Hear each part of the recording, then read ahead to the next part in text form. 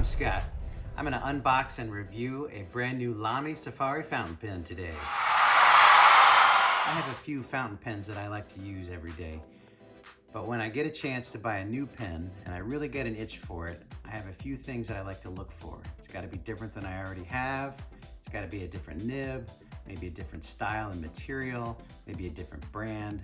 But I'm always looking to try something that's just outside of the box of what I've already got. And just my luck, the guy that brings the packages to the door, he dropped off a new pen today, so it's New Pen Day. In the description, there are affiliate links with the pen, converter, and the ink that I use. I've done all the research to make sure they all go together really nice. Go check them out for more details. As you can tell, I'm pretty excited today because I'm gonna geek out on pens. So I'm gonna share with you my experiences with selecting the pen, unboxing the pen, setting up the pen with the converter, putting ink in the pen, making a writing sample, and then lastly giving you my opinion of the pen. I'll try to keep it short today because this topic tends to lend itself to drone on and on and on about ink and pen and our relationship with the paper and what goes on in our minds. So I'll keep it short, but I don't want to just, go off into the weeds with this one.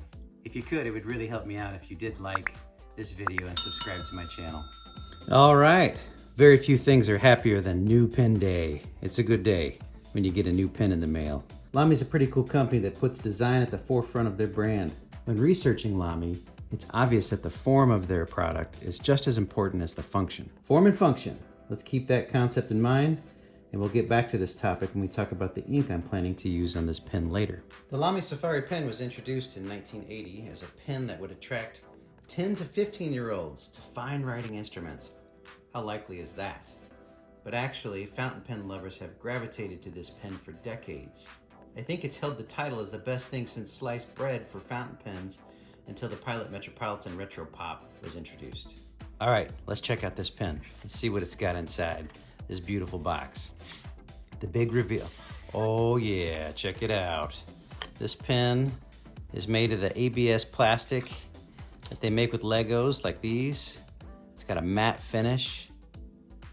I don't know if I've ever said this out loud, but I think this pen reminds me of Batman.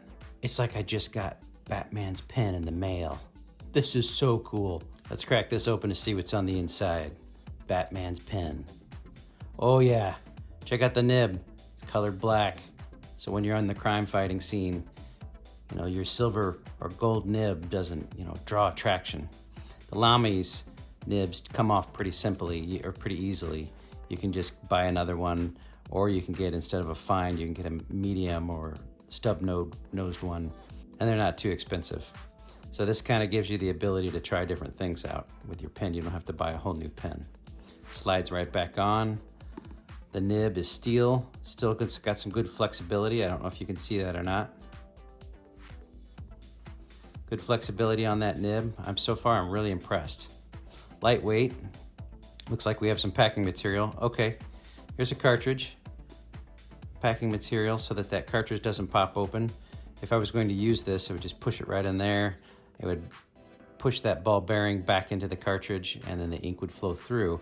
But I'm gonna save this cartridge for when I'm on a crime scene or something with Batman and I have to do a quick reload. For now though, I'm gonna use a converter while I'm sitting at my desk to load the ink in this one. This converter ink system you have to purchase separately, and it's pretty standard for all the Lamy pens.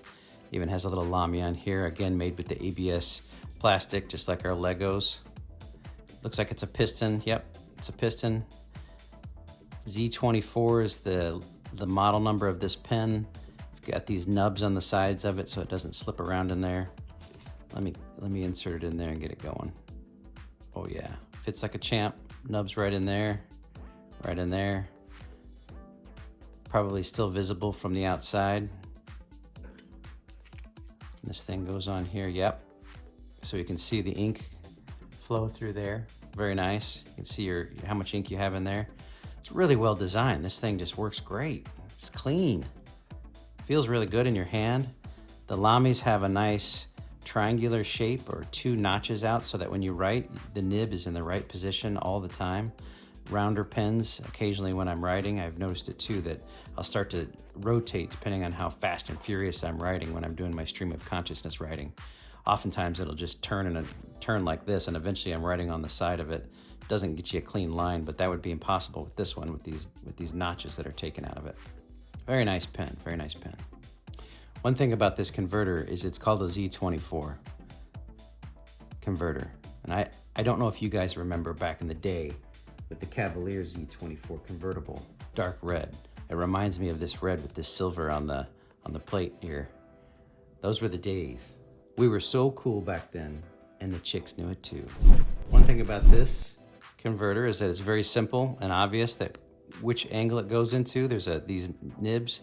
I have read, I haven't done it myself, but I've read people that will use the converter, fill it first, kind of, balance that ink in there, and then insert the filled ink in there into the pen. For me, I'm just going to do it right through the breather hole of the fountain pen. All right, let's get this ink out. I bought Noodler's ink, Noodler, the name after a fishing technique, and I'm really impressed with the brand. I would describe the brand as an artesian ink manufacturer. Think of artesian bread, where the taste and the texture of the bread is the utmost concern of the baker, not the form. Essentially, it seems like Noodler's most important concern is the quality and the price of the ink, not the design of the packaging or the box. It's like they're the antagonists to Lamy and Gamund. What an excellent pairing. It's like red wine and a nice piece of meat. A pen designed to take you back to the days of the Legoland crime fighting with Batman himself, paired with an ink that has its only concern is the quality and the function of the ink itself. It's like Nirvana. Let's check it out. There's a fish. This happens to be the blue black ink, made in the USA. Big bottle. This is a 3-ounce bottle, which is 90 mil, just gigantic bottle of ink compared to other bottles of inks that I bought. Whoa, and filled to the very top, all the way to the rim. That's a lot of ink, folks. All right, let me see if I can do this on camera without making too much of a mess. I'm gonna back this out. Oh, I didn't get it deep enough.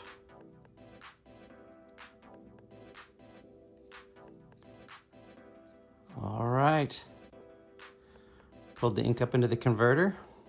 So far, I've only gotten it on one finger. I'm gonna put this ink away before I spill it some more. All right, let me get a handy dandy napkin. Whoa.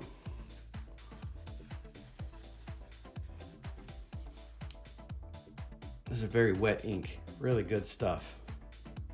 Let me put the pen together before it starts falling apart on me, or the ink starts dripping out on me. Let's practice, see what it's like if we, look at that, we're all put together. Now, Lamy, ink in the window, awesome. Pop that open, it's ready to write. Looks like the pen can be docked, which changes the center of gravity. You put the cap on the back and it actually brings the center of gravity up onto your knuckle. Makes it so there's a lot less pressure on the nib, or you can take it off. Changes the center of gravity to be down onto your middle finger, which is a little bit more pressure on the nib, just depending on what you would like of it. Okay, let's try out a writing sample. So I would write, smash that like button. Look how that ink has turned. The blue-black ink has got really blue when I went fast. The amount of ink that drips out of a fountain pen is pretty steady, regardless of how fast you move it. So the slower you write with it, the more ink there'll be, and the faster you write with it, the less ink it'll be. And you kind of use that to your advantage. So when you want to write something like smash that like button, if you want emphasis, you would write a little slower, slightly slower, and it would make much more ink to be on the table, or on the sheet.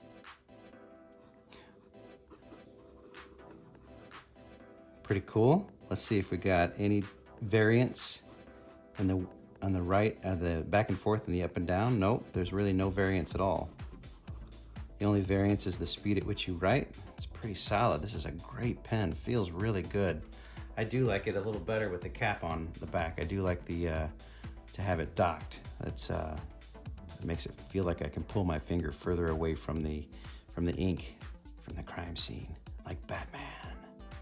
So cool, such a great pen. As far as the ink goes, it looks like a really nice kind of a blue-black. I kind of feel like it has a sense of green in it, which is pretty neat too, that it's such a strange color. It really pops from the page. I did want to compare it to a Oxford Blue from Diamine. Let me grab my other pen. This is my Pilot Metropolitan Retro Pop. So if I were to write with this one right next to it, this one's got a stub nose tip. I think I've explained that one before.